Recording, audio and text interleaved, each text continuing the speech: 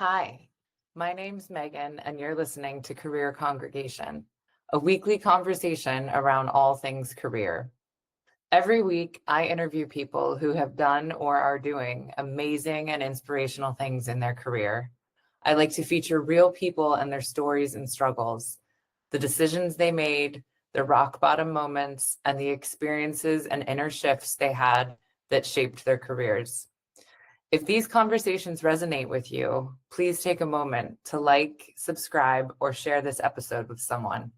You never know who you might inspire. If you think you know someone who might be a good guest on the show, please also send them my way. And if you'd like to support any of this work more directly, there's a coffee link in my bio where you can buy me a coffee. Every little bit helps support to keep these conversations going. Thank you so much, and I hope you enjoyed this week's conversation. Hello. Welcome everyone to this week's episode of Career Congregation. I have the pleasure today of being joined by the beautiful Nicola Morgan, who is a money energetics coach and the founder of the new Money Club. Welcome, Nicola. Thank you for joining us today. Thank you, Megan. Hello. It's so great to be here. Yeah, I'm so excited to have you. I've noticed in the last month or two, I seem to be attracting money focused guests, and I think that's really important. It's also probably like the universe telling me like things that I need to look at and work on. But you know, we all need help with money. I think it doesn't matter, even people who are in finance. I had a guest recently who is like a wealth management person, and she said that a lot of her clients are people in finance who trained in finance but only know their own little like niche of finance. And there's so much more to money, and money is energy. Nicola and I had the privilege of both being in the same sort of personal development group. So we actually connected a couple years ago, and we were trying to go to a meetup, but the trains were bad that day in London. Nicola couldn't make it to the meetup. So we then reconnected recently. And when we reconnected, we both realized, oh, we've already connected before, like a couple years ago, which was quite funny. Nicola, can you give us a little bit of your backstory, like your country of origin, cultural background, and early foundational experiences for you? Yeah, definitely. So I am born and bred in the UK, the United Kingdom, and I grew up in Essex by the coast, which I think has been a really interesting thing for me to have been born and bred in Essex, and I'll tell you why in a minute. But my cultural background is very sort of standard UK experience. My parents and my lineage, that everybody's very British. Yeah, we grew up by the coast. We would go to the sailing club at the weekends, or I would go to ballet, and I went to a very normal comprehensive school. A very good girl, as I'm sure you can. Oh, yeah. You know, I did my school, and I went to ballet, and yeah, nothing too crazy from my formative years. So I think that being from Essex has been a very interesting experience for me, because it has this connotation, Yes, which I really picked up on that when I was young and I went traveling. I had this feeling that everybody was suddenly telling me Essex girl jokes. And I was like, the whole world laughs at us. The whole world is laughing at me.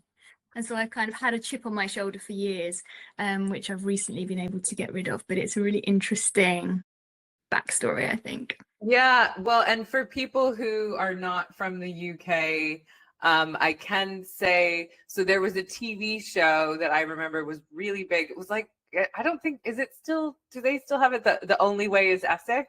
Yes. Right? And it's like a reality TV show. And I know that some of the stars in it, like they would like come into London sometimes, and like it was always a scene. So like, what is the sort of social stigma? And like, because I never watched the show. Like, I'm not a reality TV person, but I remember everyone used to talk about this show. So why would people make fun of someone from Essex? Like, what is that stigma? Funnily enough, the show I think is part of it, but very recent. The connotation is way more old school than that. It's Okay. like it's like quite an old-fashioned thing that it would be Essex girl jokes. So the idea would be that girls from Essex were stupid. They were like dumb and sexually active. Like, Okay. it was like, Got it. it was, I mean, you can probably tell that like that had an impact on me. Okay. It like felt very kind of jarring, but it's yeah, I mean, Google Essex girl jokes. It's a really Okay. funny, it's a whole thing. So there's all of that, and then the only way is Essex has probably done the area favors because people kind of see there's this affluence. And Yeah, it was like a scene. Like if they shot an episode, like if someone from the show came into London and like went to a bar or like somewhere for brunch or something, then that place would become like a hot spot for a while. So it was definitely like it brought you guys up in terms of at least being well known and like a bit kind of like bougie, I think. yeah, I think so too. But I think the thing, Essex is massive, and it has every part of society within it, like all the counties do, right? And like all the countries and the cities do. It's got a little bit of everything. And there are so many places in the UK which are probably an exact replica, but just have a different accent, or they're not so close to London. So it's really interesting to see how something like that kind of, I guess, captured my attention, this perceived negativity, whereas actually it's made me realize that there was attention for that area for good as well, and it's not a negative. So I've had a really beautiful lesson in that duality and kind of like accepting myself and my environment and my roots. Yeah, well, that's a bit, that's kind of like brushing on a bit of like shadow work, right? Like, yeah, completely. But I think, so those were some of your early influences. What were when you were like a little girl growing up there, what were kind of your aspirations? Did you want to stay there? Did you go to university? What did you want to be when you grew up?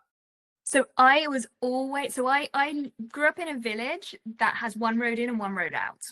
So I would always daydream about like getting out. It's like I wanted to go. So when I could, I went to a different college that was in a different place. And then after that, I wanted to go to university.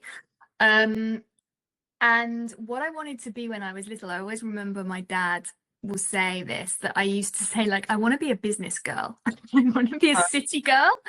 And I was very influenced by Superman and Lois Lane. You remember Lois Lane, Terry Hatcher?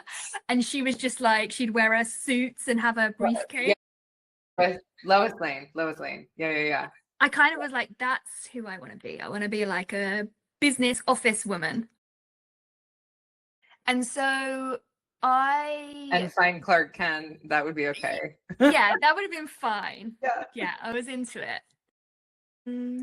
So I kind of went down this business route, which was very supported in my like schooling and my family recommendations, whereas actually I was hugely creative, and it would have been really cool if I'd gone to art school or something, but that was just not even considered, and it's only something I think I reflected on later.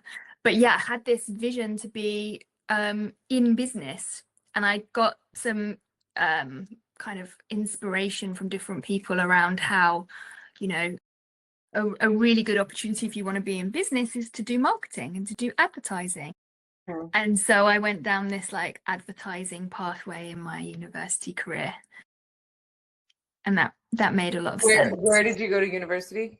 Like, controversially, based on what I just said, this sounds silly, but I actually didn't go that far away in the end. I was kind of influenced by a boyfriend at the time who kind of encouraged me to stay close. So I went to university in Essex.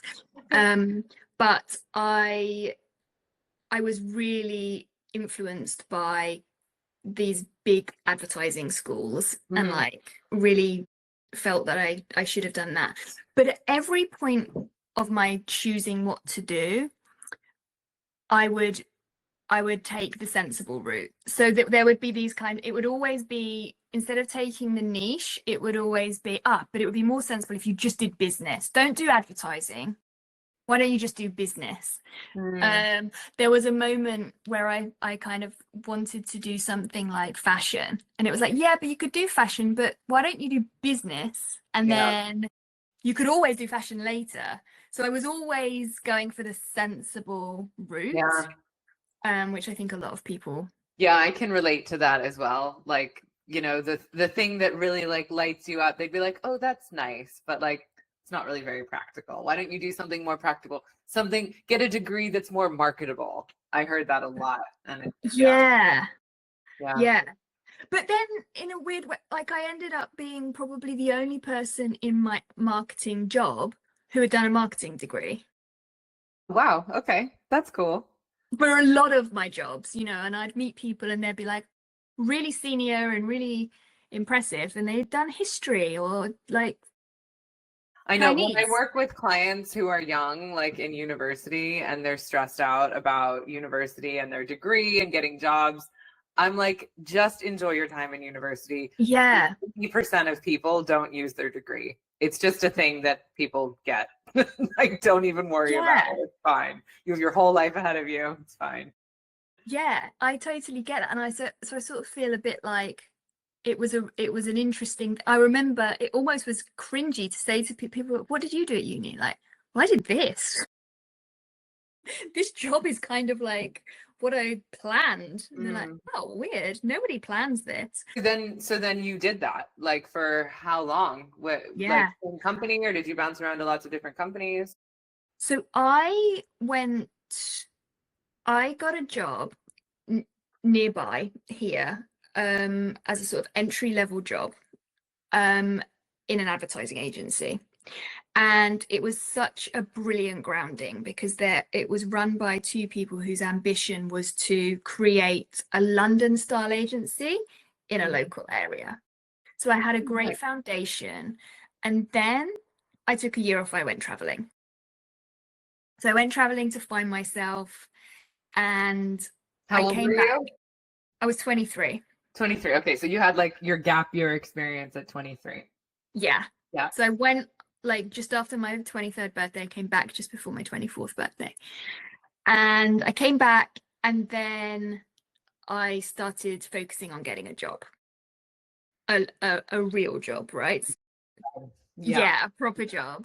So this is that moment where I went to London. So my first advertising job, in a great big network agency.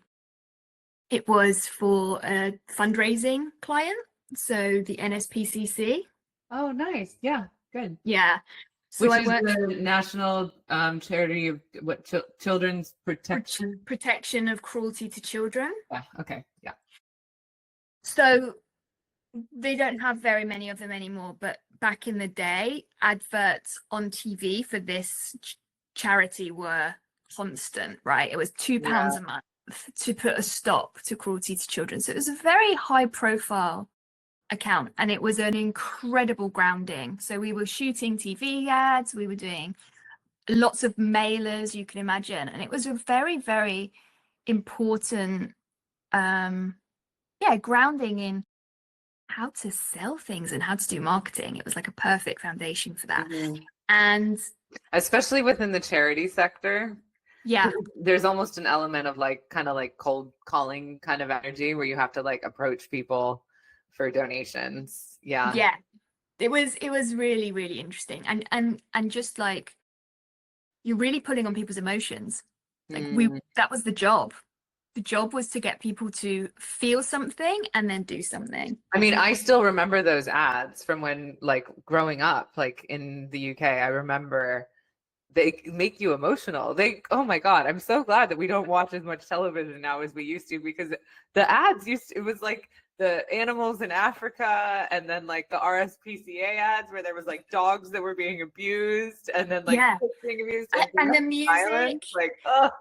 And you'd like see the ad, and then especially as a child, you'd feel like you were in the ad, like experiencing that. It's really harrowing.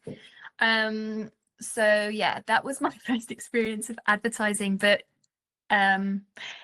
we also, like, this was 2008, right? So we were having so much fun. Like we had a great big team. We would go to lunch on a Friday at 12 o'clock and like never come back to the office. But like we'd probably go for drinks on a Tuesday night, like get drunk. So Wednesday was like we were kind of all together getting through the day. Thursday we'd probably go for drinks. Friday lunchtime. Like this was the advertising environment. And then like we'd go to the pub until the end of the day, and then we'd all sit and drink outside work, and kind of like all of us would cancel our the things that we had with our real friends, or like our home, like outside of work friends. We'd be like, oh, I'm not gonna go. Should we just stay here? Should we just get another drink? Should we just go to Soho ourselves? And it was just like such a gang mentality, and it was really fun. Yeah. I actually, my very first job out of uni was in an advertising agency in London as well. I was in Which one? it was called Inferno. Yeah, I know it. Yeah, they've since like rebranded and I think changed the name, but I wasn't there for very long. I did not have this it was very boozy, but the role that I was doing was not the right role for me, and it was a slightly traumatic first job experience. But yeah, the people, I'm still friends with people from that job and that industry at that time. So for me, it was like 2009 or 2010. And yeah, it's like a gang. And like I'm still connected with a lot of those people on LinkedIn, and they helped me get my next job. And like it's like an incestuous little that network of that time is still the most productive network. You know, I'm exactly the same. I'm still like reaching out to people, having conversations with them. So I was there for 4 years, and then I got to this point where, because I'd had this travel experience, it was a bit like, whew. And I remember my mum will always tell me this story. I was just like, is this it? Is this what we're all supposed to do? Because like, it's boring. So I had this vision of like, I wanted to travel more, but I wanted to be sensible, right? I was the good girl, and I had this like, always do the sensible thing. So there was a part of me that wanted to like go to Barcelona and do my teaching English thing. And then there was this part of me that was like, well, I need to keep moving with the career.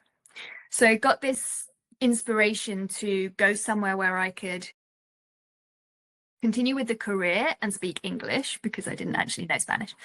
And because of the sort of, maybe I need a change, I started interviewing with other places. And someone said to me, where do you want to be in 5 years? And I said, well, I've seen on your website that, you know, you've got an office in New York, and I would love to move to New York and work in New York. And they said, yeah, join the queue. Like, there's a lot of people that want to move to New York. Like, and it was this interesting sort of moment. And I thought, I'm actually in a queue because I've been at this company for 4 years and they've got an office in New York. Like, why am I trying to get a new job? So basically I started this campaign to get moved to New York. Nice. And it worked. So it took about a year,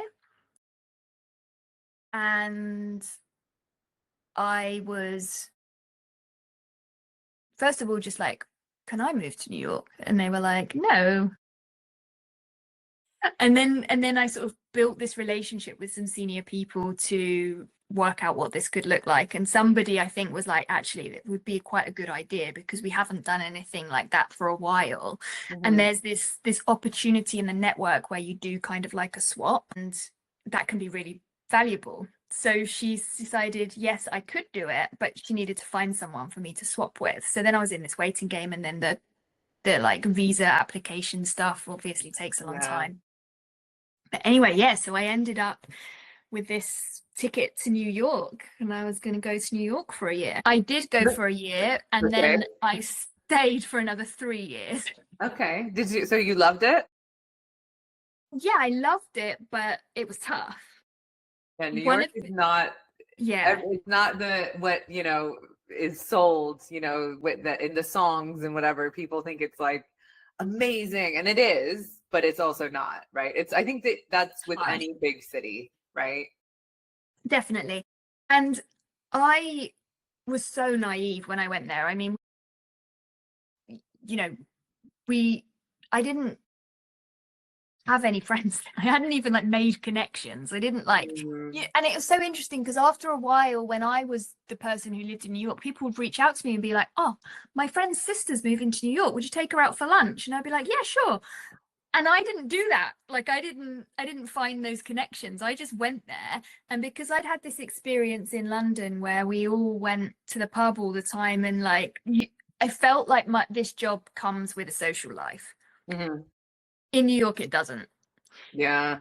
In New York, people see it as a very corporate thing, and they go, and I'm generalizing, of course. That was my experience, and that was my agency. People didn't want to socialize outside of work. Didn't really cross their minds because they were exhausted or whatever, right? It's just different. Yeah. Okay. So you left? So I left New York after 4 years. With the same company, or did you like? Yeah, this was all the same company. Okay. Wow. So they transferred me as an exchange for 1 year, and then the person who I exchanged with didn't want to stay in London. Okay. So we sort of ended the exchange, and it sort of gave. So he was from New York? Yeah. Oh, that's so funny. I mean, yeah, for me, it's a no-brainer. Every time I've ever been to New York, I'm like, London is better. I'm sorry. Oh, it is. I think really? London is so much better than New York. It just is. Yeah. But that's how I feel. I can see both sides. Yeah, I like New York, but I love London. So, yeah. That's nice. Yeah. I don't have that relationship with London. I wish I did. It's growing. I mean, look, I've had lots of breakups with London. We're currently on a break. but I love it so much. It was like, it's the city. Like you grow up in the UK, especially like I grew up in Surrey. So it was like London was like where I would go, and like for fun events and stuff. And so I think it's important to take breaks. If you live in any of these big cities, New York, London, and now my parents live in LA, and I did some uni in LA, like you have to take breaks from these places. They're energetically exhausting, and like it's a lot. Oh my God, you're so right. Yes. And then you take a break, and then you go back and you're like, oh, I love it so much. And then you live there and you're like, oh my God, I'm dead. You're so right, because a big shift that happened for me much later down the line was like when I left London, I was like, I don't think I love it. I don't think I love that energy. It's too much. Maybe I just need a break. But yeah. Yeah. It's really interesting. Yeah. I mean, every time I've taken breaks from it, when I've then returned, I get like emotional because I love it so much. I'm like, oh my God, I love it. So that's really nice. But yeah, I did love New York. I had an amazing time. So I was there from the age of like 27 to 31. So I just like really fun years. Yeah. And then also, was your company, were they like paying your rent, or how did that work? So funny enough, they did that for the first year because it was an exchange program. So that made sense. But then it was like, okay, you work for the New York office now. You're here. We just pay you a salary. Okay. And did you find it difficult financially, or like the same kind of as London?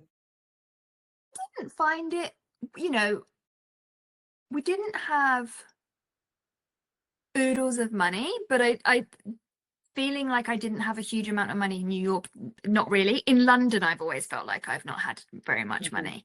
Yeah. Funnily enough, I've always felt like that in both places. I'm yeah. always like, God damn it, so expensive. Well, it's making me remember that actually I left New York with some debt. Okay. And I feel like this is this was a lot about like complete mismanagement of money. So I used to have to go to San Francisco once a month for a client. Like sometimes it would be for a week, sometimes slightly less. But and in hindsight, this sort of seems a bit bonkers, but like I had to take out a credit card to pay for that. Like I couldn't get an advance, I couldn't get a company card. And so, and because of just this complete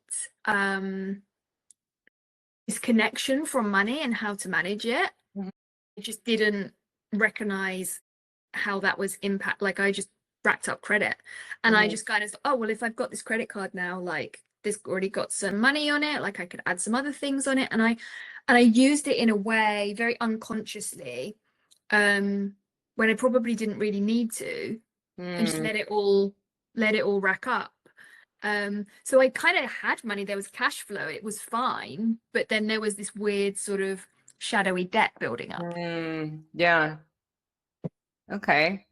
Which is interesting. Was this like would you say that this is like a foundational point for you starting to understand and work with like the energetics of money? Or No, this was still just this was just happening, and it didn't even register as something. That sort of recognition came later, and I was able to look back and go, I've always had this dysfunction. Yeah. But it's definitely one part of the journey. Yeah. Yeah. It wasn't my pivotal one. So you left New York, came back to the UK, and then like how are you feeling? Would you say that this was kind of like a rock bottom time for you, or was it just like it was a natural ending? It was a bit of a rock bottom. Okay. So the company got new leadership, and it all got a bit politically tumultuous. And then I was working on a client that we had in the UK as well. So I'd started working back with the UK team, people that I knew from before, and the senior leadership thought that I was trying to give the work to the UK. They had this really warped perspective of what was going on. Their perception was really odd. And they thought that I was helping the UK get more business, whereas really it was like the UK team were just doing better, and they just had better relationship with the clients. So there was all this weird stuff going on. And it was like, I'm a senior account manager. I don't have any like weight to kind of like encourage clients to move business from New York to London. It was just a bit odd. So it just became a bit toxic, not very nice. And I got to this point where I was like, I don't know what I'm here for anymore. Like for a long time, it was clear, like, this is my brilliant adventure, and I love being able to experience this culture and this country and this amazing city, and, you know, all of that kind of stuff. And I got to a point where I was like, what's the next step? Do I want a green card? Like, if I want a green card, what am I doing? Am I committing to the US long term? Like, it kind of, yeah. Okay. So also my family had some health issues that kind of like made me go, you know what? And my nephew was born. So it all just made sense to be like, okay, I'll move back. So I came back to the UK, back into the same company, just the UK, which was a perfect sort of landing pad. And then incredible that you've been with the same company really since it was 8 years. Yeah, that's amazing. I've never worked anywhere for that long. 8 years is a good stretch. It was quite good to get that kind of under my belt, I guess. And like, as you say, then the network that you create from that was, you know, sort of last a career's lifetime. Yeah. So I came back. It was interesting to land back as someone who'd been in the States for 4 years, because then there were so many people who were the same people, but I had grown And they Yeah. saw me as the young person. This is a theme that I hear with people, particularly UK, though I imagine it would be the same for anyone who leaves a place they used to live, has a bunch of experiences, and then returns, right? And it's like life goes on, right? And like, but it's like the same people doing the same things, and you are such a different person now. Yeah.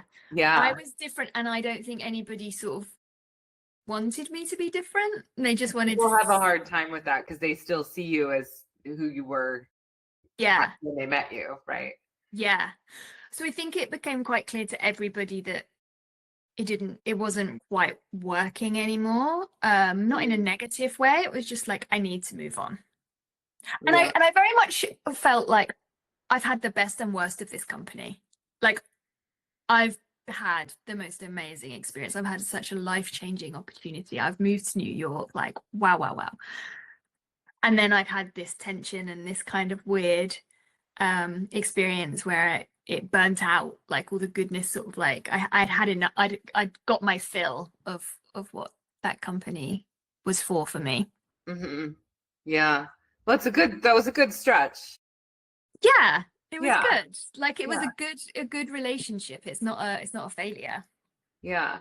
So then what takes you to kind of where you are now? Because there's still a good, Yeah, there's a it's been a good, good few years. So I went to a different agency and had a really positive experience there. Started to explore my, like, what would it be if I didn't do this job type thing. And I was like, okay, maybe I want to be a nutritionist. And I did this spiritual counseling course, and I trained in Reiki, and I just started to explore all these other things. And I actually plucked up the courage to like just quit that permanent role and go freelance in order to grow this like holistic well-being practitioner version of myself.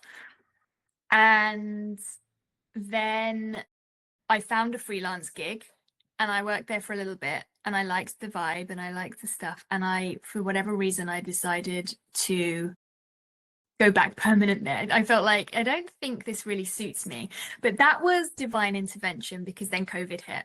Mm-hmm. So I had this experience of working with this company through COVID. And I think COVID was exhausting. I got a bit beaten up, like we all did, right? Yeah. It was a slog. I moved back to where I grew up.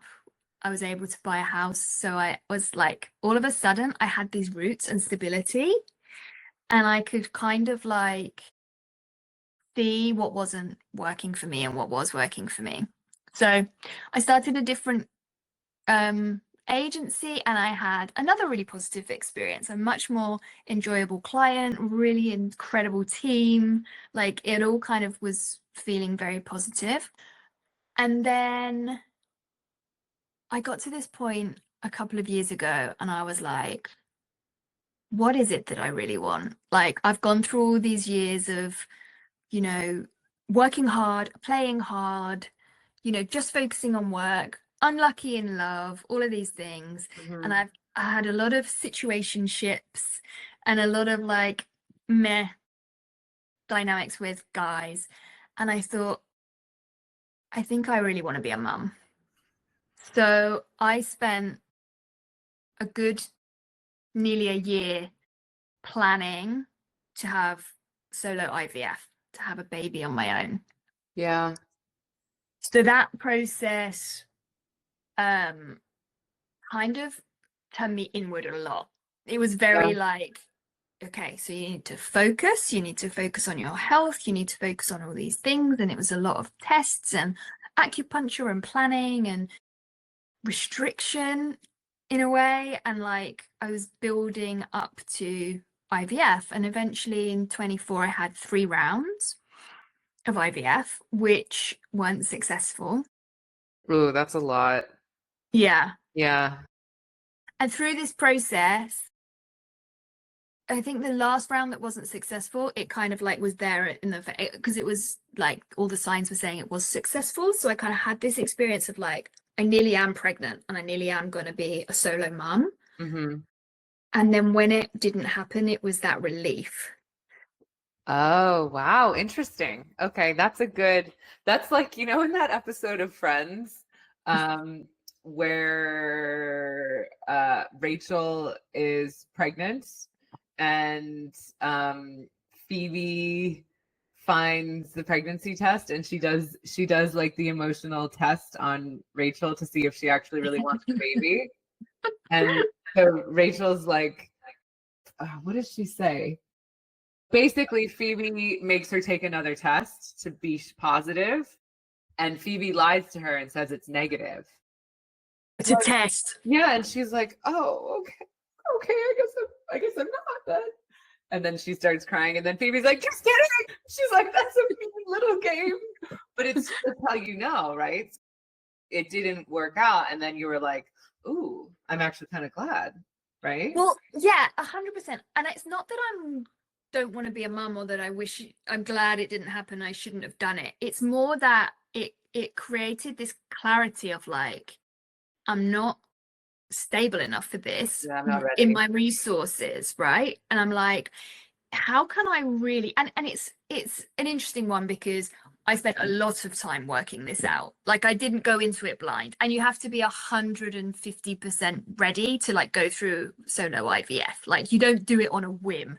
You don't think like, let's do the hormones just in case. Like you're Yeah, I mean, in credit to IVF, there's no accidental from IVF, right? They are all born from people who really, really want them, you know? I will say that. Exactly.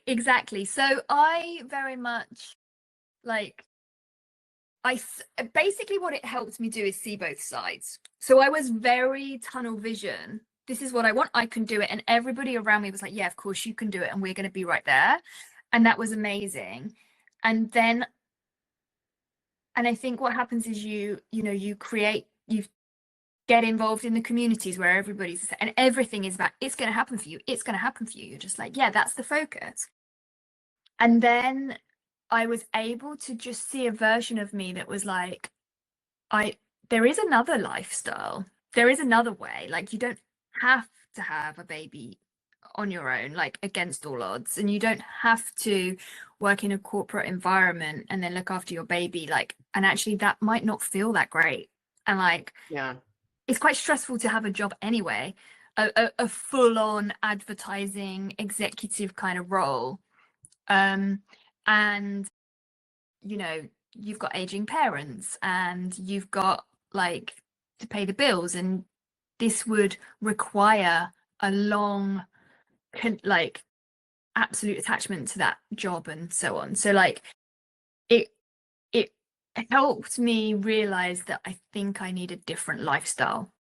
I think that's what it was. Yeah. Okay. So that was like 2 years ago, right? Yeah. Yeah. Because that was around when we connected. Oh yeah. Yeah, and I feel like I remembered you sort of sharing some of that with me.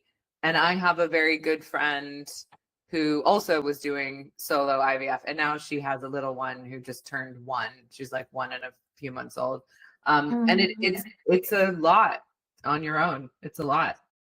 Yeah, it is. And it's amazing how people create such beautiful families on their own. I think it's so beautiful and I absolutely love it. And it's not something that I don't think I should do, but it was just very clear that it wasn't right at that time with that setup.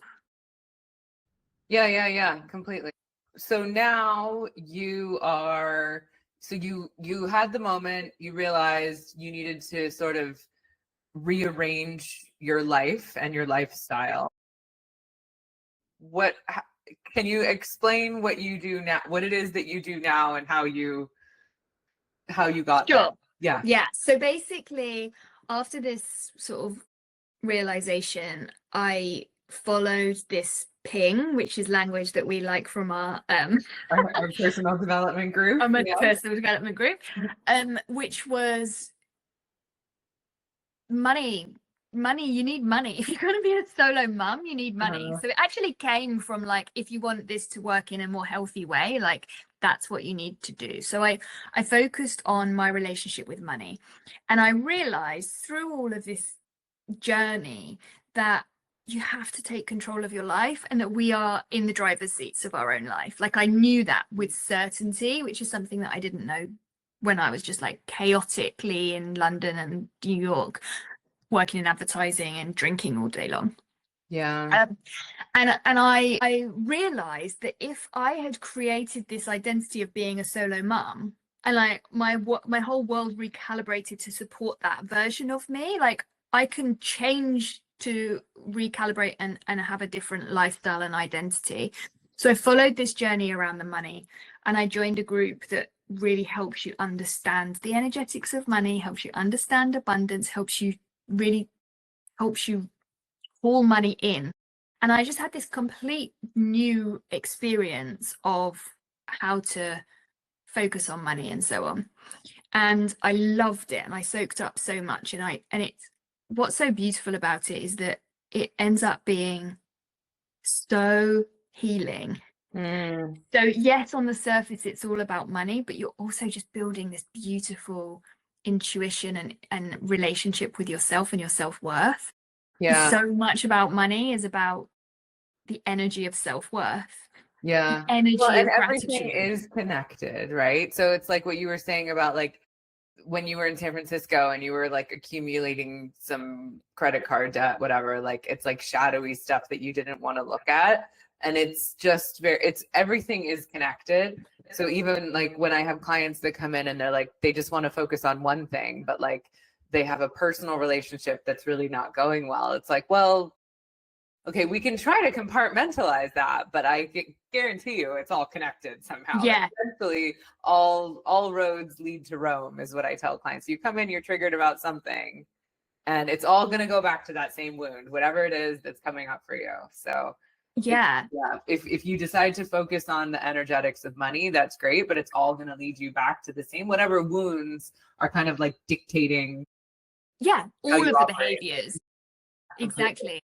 So I followed this path, and then a coaching like program presented itself to me, and I did the coaching program, and I just learned all these beautiful healing techniques and skill sets to really help people understand their own relationship with money. And I was like, this is just on the side because I've got a job and everything's fine, and I'm not looking to like change my life, blah blah blah. And then halfway through the course, my company merges with another company, and I get made redundant within like 2 weeks. Oh. And I had a friend who was saying to me, like, the money stuff's cool. Like, when are you going to quit your job? Like, what, you know, like, when is it happening? And I'd be like, not for a couple of years. I can't see that. Like, it's not in my vision. I would, you know, need to have certain resources in place, and then redundancy.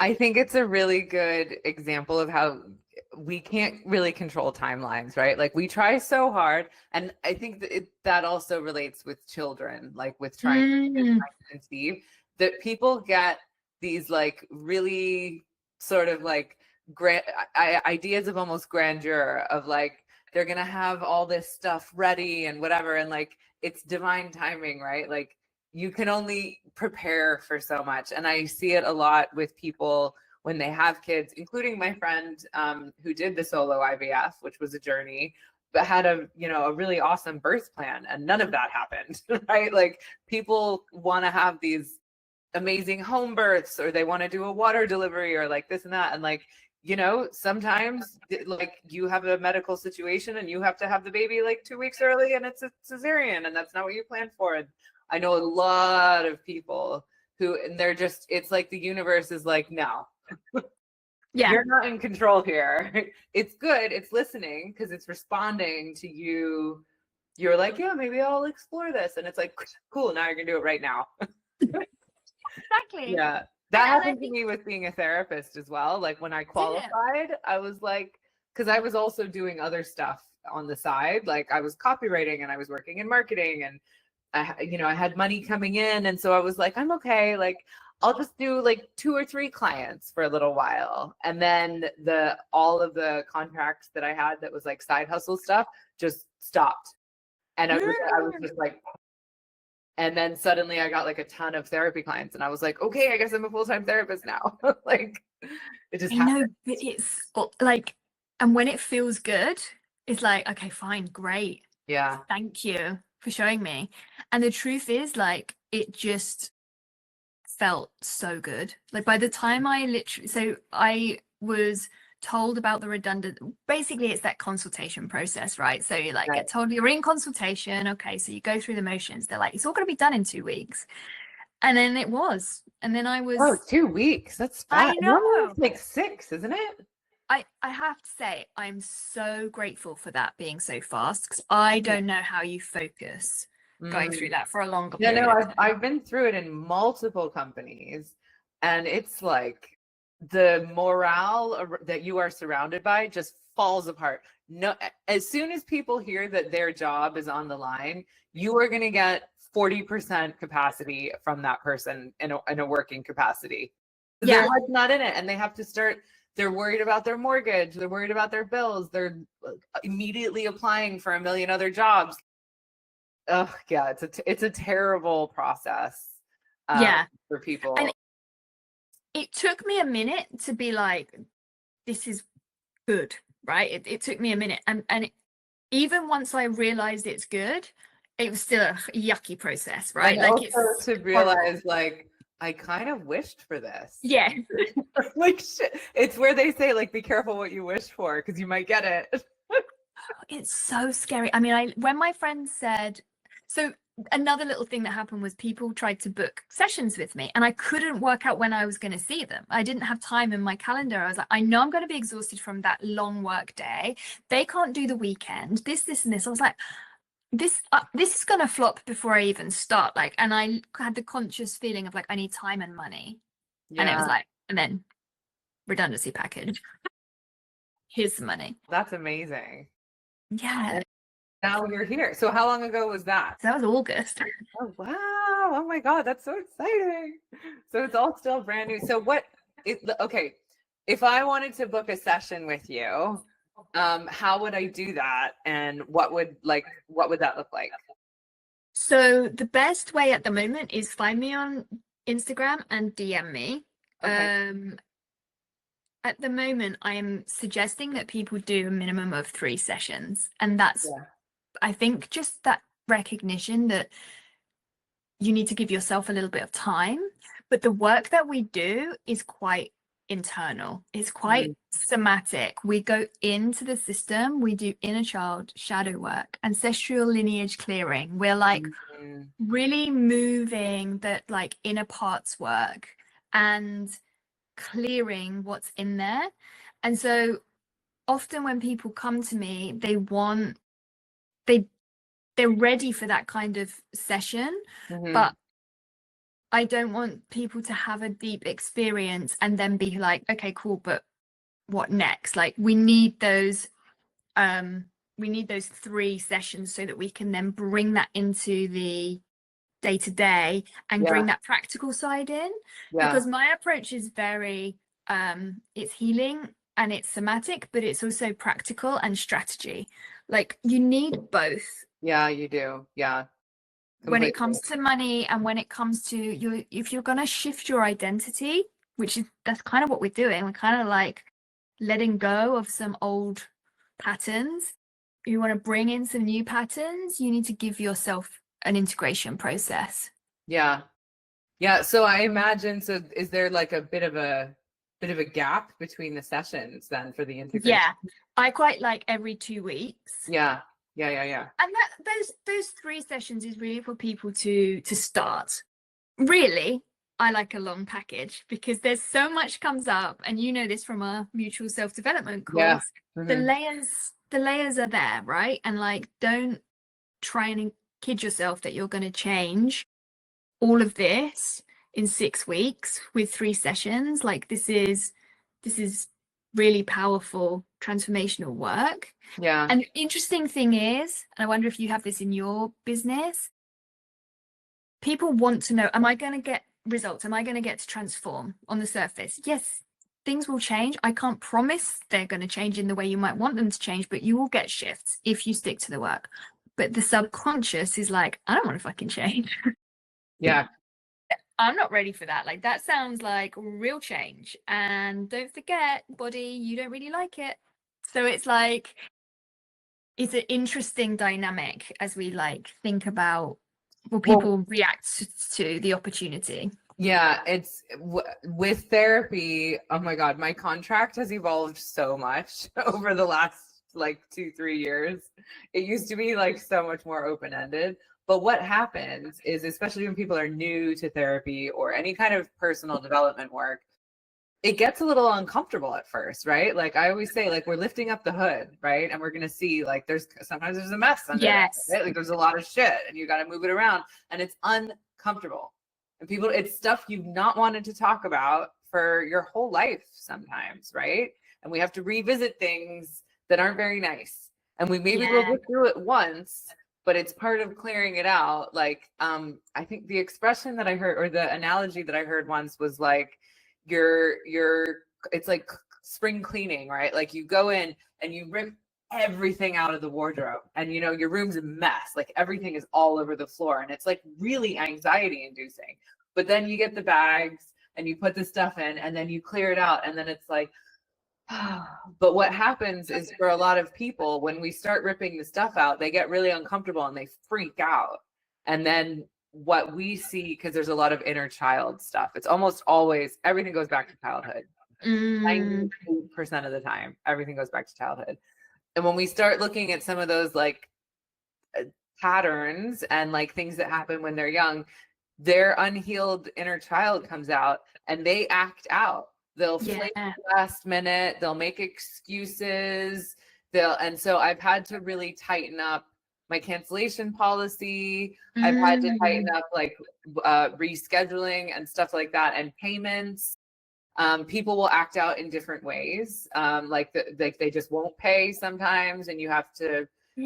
So yeah, but I now use a booking system, which has been amazing. So to book a session with me, you schedule yourself in and you pay to book the session. Nice. Yeah. So when the session happens, they've already paid and it saves me lots of time from chasing, which I'm sure energetically, like you'll probably use that too. And I'm happy to send you a link to the booking system because it's a really good one. So, but it's a process. It's a really long process. And you see all these people will start talking about stuff and then they might feel a little bit better and they'll be like, no, I'm okay. I'm good now. Yes. I'm good. And it's like, we've only done like 3 weeks.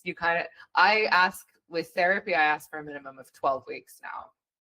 Perfect. Yeah. No, I love it. And I'm just noticing that some people have familiarity with the energetics world and work, and so they're very comfortable to sign up for longer terms, and then other people who have either been recommended to me or something, you know, they need a little bit more experience of it so that they can get closer to it. So I'm definitely giving people options to just get a taster of it, because the deep work is quite transformative and powerful. And then I think that what makes it really feel different is the real vision holding and the sort of like holding people accountable to be who I can see that they are.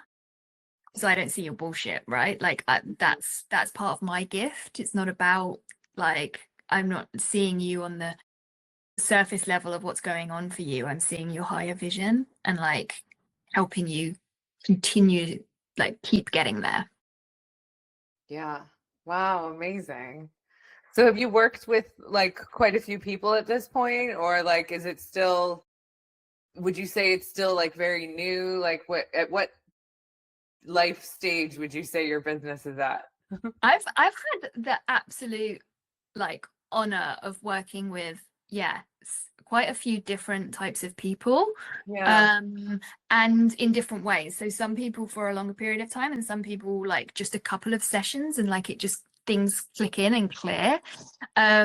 So yeah, it's an interesting one because I do notice that when people want to inquire about things, it's kind of like, well, how long have you been doing it? And it's like, it really doesn't matter. I think the point is like, does our energy work? Do you get a connection to me? Because that's what comes through. People are literally like, well, I felt your energy and I knew I needed to send you a message. It's like, Yeah. that's the reality of it. So, and some people I think are very heady, so they're like, well, I know I want to work on my money relationship, so you know, what can you achieve for me? And it's like, that might not be the best Fit. Yeah. fit, Yeah. because So do you do like an intro call? yeah.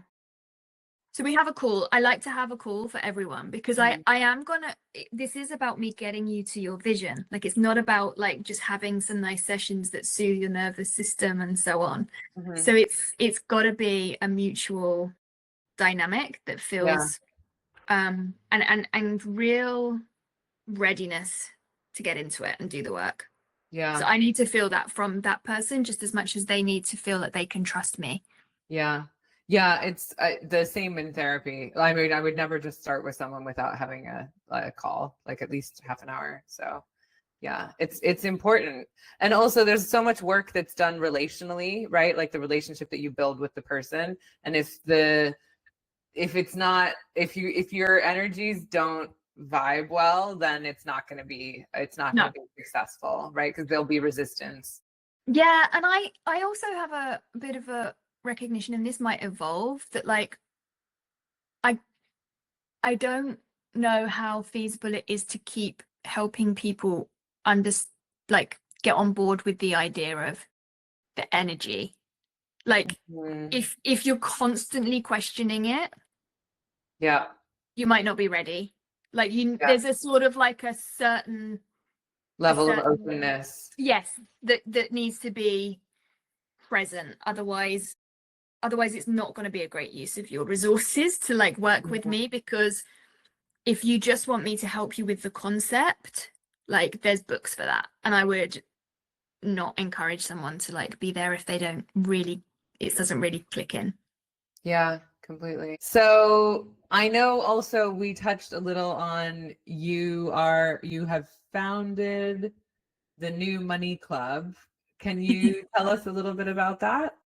Yes, so that's my coaching business, is called the New Money Club, and the whole vision is that my sort of philosophy is that we go from lineage to legacy. So we heal what's in our lineage, we think about what's gone before, whether that's ancestral stuff or it's just what we've inherited, like dealing with from our childhood, and then we create your legacy, right? So you kind of alchemize what's happened, and you set a high vision for yourself, and we build a plan to get there. In between, there's this phase that I'm calling the liberation phase, which is really how you actually embody the philosophies to make sure that you can do those two things. Because there are things that you just really need to get your head around, like money is neutral. Like that takes time. It's not going to happen immediately. It's like okay, money's neutral, but is it neutral when I've only got £5? Yep, still neutral. Is it neutral when there's 1 million? Yeah, it's still neutral. It's still just numbers. So it's just that kind of thing. So that's the sort of ethos.